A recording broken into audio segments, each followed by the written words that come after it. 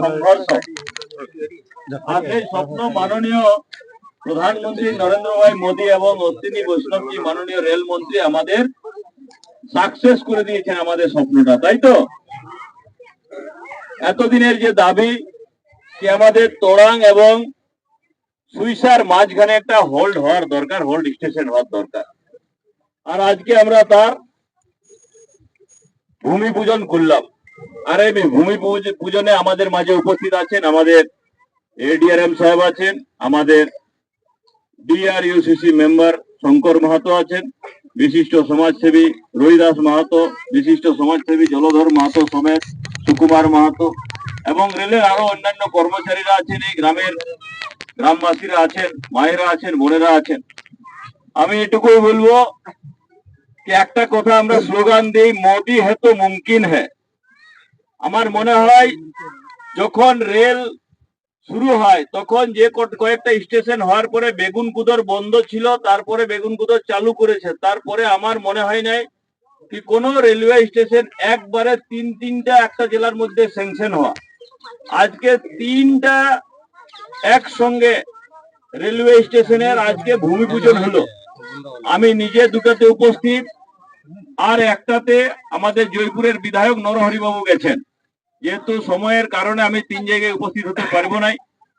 একটা জায়গা আছে ইউনিভার্সিটির পিছনে যে শ্যামপুর গ্রাম, সেখানে রাঁচি ডিভিশনের, এটা হচ্ছে আমাদের রাঙ্গামাটি যে হল, আরেকটা হচ্ছে সিধি জামড়া পুন্দাগা রাধাগাঁওয়ের মাঝে, একসঙ্গে 3টা মোদিজি দিয়ে দিয়েছে। কালকে আমাদের এখানে একটা নতুন ট্রেন, আমরা ভাবতে পারতাম না কি আমাদের ট্রেন মানে অন্য কোনো জায়গা থেকে যদি এটা দিয়ে যায় আর একটু দাঁড়ায় তাতে আমরা খুশি থাকতাম। কিন্তু মাননীয় রেলমন্ত্রী, মাননীয় প্রধানমন্ত্রীকে আমি ধন্যবাদ জানাবো। আমরা আবেদন করেছিলাম কি আমাদের এখান দিয়ে একটা ট্রেন অযোধ্যার উপর দিয়ে যেন দিল্লি যায়, যা লিখে আমরা মানুষের এখানে দাবি ছিল, যা মানুষের ইচ্ছা ছিল সেটাই দিয়েছি, সেটাই করে দিয়েছেন। আর কালকে মাননীয় প্রধানমন্ত্রী কলকাতার ব্রিগেড প্যারেড গ্রাউন্ডে যে সরকারি অনুষ্ঠান ছিল সেখান থেকে উনি ঘোষণা করেছেন এবং সেখান থেকে উনি গ্রিন সিগন্যাল দিয়েছেন, মানে সবুজ ঝান্ডা দেখাচ্ছেন ওখান থেকে। তো সেই জন্য কি আছে, এটা সরকারি অনুষ্ঠান আছে। আমি সেই সরকারি অনুষ্ঠানের জন্য আর বেশি কিছু বলতে চাই নাই। মাননীয় প্রধানমন্ত্রী, মাননীয় রেলমন্ত্রী অনেক আমাদের এখানে এই কিছুদিনের মধ্যে অবদান আছে। এই অল্প সময়ের মধ্যে সব থেকে দুর্ভাগ্যজনক যেটা আপনাদেরকে জানে রাখা দরকার, সামনে তোড়াং রেলওয়ে স্টেশন আছে আর এদিকে আছে সুইসা রেলওয়ে স্টেশন, দুটোতেই আপনার ফ্লাইওভারের জন্য স্যাংশন হওয়া আছে। তোড়াং কাজ শুরু করেছিল, প্রায় আনুমানিক এখন মনে হয় 27 কোটি টাকা লাগত হয়েছে, এই 27 করোড়। আবার চিঠি দিয়ে বন্ধ করে দিয়েছে রাজ্য সরকার। একবার মাননীয় আমাদের এখানে যে জনপ্রতিনিধি বিধায়ক আছেন কিংবা তার যে সরকার আছে তাদেরকে একবার জিজ্ঞেস করে নিলে এটা লাভটা কার হতো?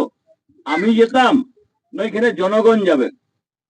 দুর্ভাগ্যজনক সেরকমই সুইসাতেও তিলকডির কাছে একটা ফ্লাইওভার হওয়ার কথা, সবকিছু স্যাংশন হয়েছে, টেন্ডার হয়েছে, আর সেটাকে রাজ্য সরকার বন্ধ করেছে বিভিন্ন চিঠিপত্র দিয়ে। একটা অলরেডি কাজ চলছে আদ্রা ডিভিশনের মধ্যে পুরুলিয়াতে, যেটা আমরা দেখেছি মেডিকেল কলেজ যখন যাই শহরের থেকে, তো সেখানে একটা গোশালা মোড় আছে, সেই গোশালা মোড়ে 50 কোটি লাগত একটা ফ্লাইওভার হচ্ছে, সেখানে আবার ইলেকট্রিক ডিপার্টমেন্ট চিঠি দিয়ে বন্ধ করে দিয়েছে, কাজ যাতে না হয়। আপনারা ভাবুন, ডেভেলপমেন্টের সঙ্গে কোনো সম্পর্ক নাই, যাতে কেন্দ্র সরকারের কোনো যোজনা যদি হয় সেটাকে কি করে বাধা দেওয়া হয়। নতুবা এখানে আমাদের দুটো ফ্লাইওভার, বহুদিনের স্বপ্ন আমাদের কি সুইসাতে এই পাশ থেকে ওই পাশ যাওয়ার জন্য একটা যদি ফ্লাইওভার হয়।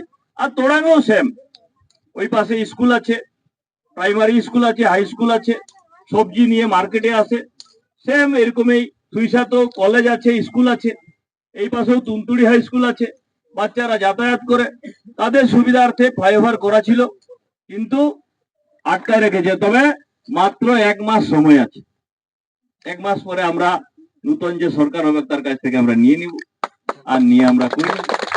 সবাই ভালো থাকুন, সুস্থ থাকুন। ভারত মাতা কে জয়।